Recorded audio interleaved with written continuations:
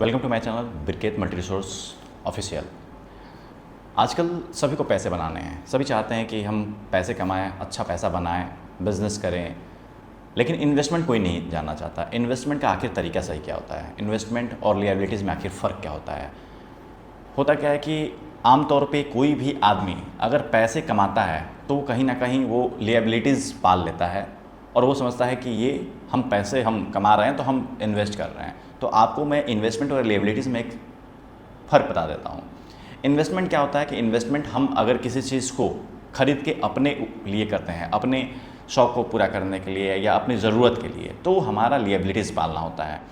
और वही चीज़ अगर हम किसी चीज़ को खरीद करके उसको अर्निंग के सोर्स में लगा देते हैं, जहाँ से हमारा कुछ इनकम आ रहा हो, उसे इन्वेस्टमेंट बोलते हैं। तो एक सीधा क्लियर है कंसेप्ट है कि अगर आप किसी चीज़ से आप कमा रहे हो तो इन्वेस्टमेंट है, और किसी चीज़ कोई चीज़ आपकी ज़रूरत को सिर्फ पूरा कर रही है तो वो आपका लिएबिलिटीज़ है।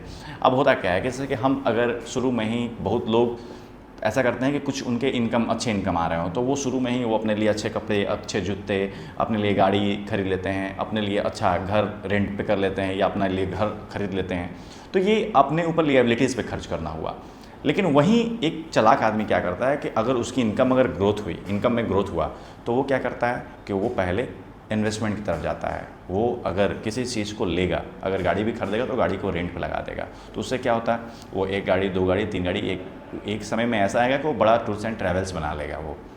और सेम हर चीज़ में कि वो हर चीज़ को अगर इन्वेस्टमेंट की तरफ आप देखें तो हर चीज़ को आप बढ़ा सकते हैं और भी उससे ज़्यादा, और आप अपने इनकम के सोर्स आप बढ़ा सकते हैं, ताकि एक समय में ऐसा हो कि आप ना भी काम करें तो आपके लिए सिस्टम काम कर रहा है और सिस्टम से आपके पास पैसे आ रहे हैं।